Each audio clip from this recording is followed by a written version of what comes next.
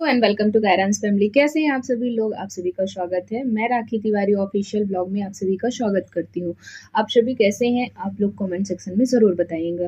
एक new update के साथ मैं आप सभी के साथ आ गई हूं और मैंने प्रॉपर अपनी नोट तैयार कर ली है और आप सभी के साथ ये सारी चीज़ें, छोटी छोटी चीज़ें आप सभी के साथ में शेयर करती रहूँगी। चलिए चलते हैं, स्टार्ट करते हैं। मैंने जैसा कि आप लोगों को प्रॉमिस किया था कि मैं बहुत जल्दी आप सभी के साथ नॉमिनेशन के बारे में बताऊँगी, तो किसका और किसने कैसा नॉमिनेशन किया तो आप सभी को पता है। श्रुतिका के हाथ में आ गई है बहुत बड़ी वाली पावर। तो श्रुतिका बैठ गई है बिग बॉस के चेयर पे और श्रुतिका ऑर्डर दे रही हैं और श्रुतिका के हाथ में ये भी है कि कौन कितने नॉमिनेशन कर सकता है। यानी कि पहले ऐसा होता था कि कोई एक इंसान एक ही को नॉमिनेट कर सकता है, पर अभी श्रुतिका के हाथ में है कि वो किसको चाहती है, मतलब कौन सा बंदा किसको नॉमिनेट करे।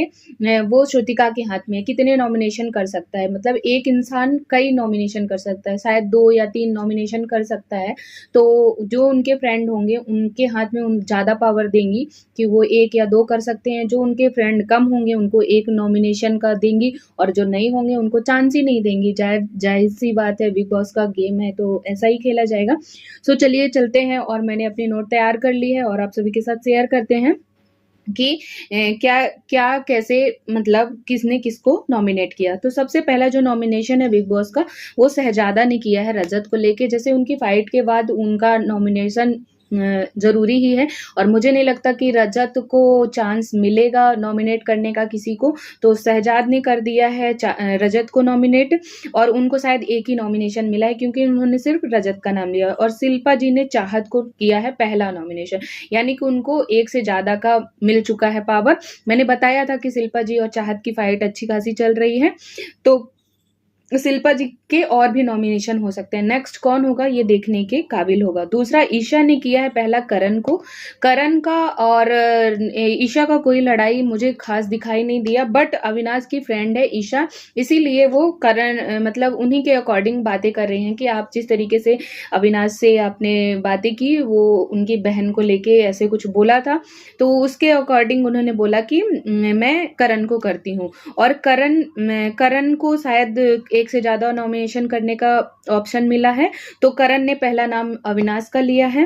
तो समझ सकते हैं आप कि अविनाश काफी ज्यादा ट्रेंडिंग चल रहे हैं और उनको लोग काफी ज्यादा बोल रहे हैं इसके लिए, क्या बोलते हैं, नॉमिनेशन के लिए। तो करण ने भी पहला नॉमिनेशन अविनाश का लिया है। नेक्स्ट किसका लेते हैं आपको मैं बहुत जल्दी आते ही अपडेट दे दूंगी। एंड चुम ने पहला नॉमिनेशन लिया है रजत का, सॉरी, पहला नॉमिनेशन लिया है अविनाश का, दूसरा रजत का, क्योंकि उनको वो चुम और वो बहुत अच्छी फ्रेंड है श्रुतिका। तो श्रुतिका ने चुम को ऑफकोर्स 2 से ज्यादा नॉमिनेशन, 1 से ज्यादा नॉमिनेशन के लिए दिया है।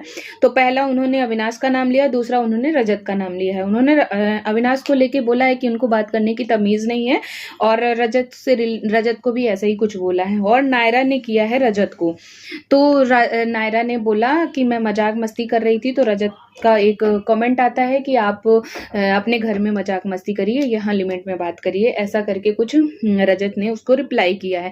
तो ये रहे नॉमिनेशन। तो रजत और अविनाश को काफी ज्यादा नॉमिनेशन में वोट मिले हैं।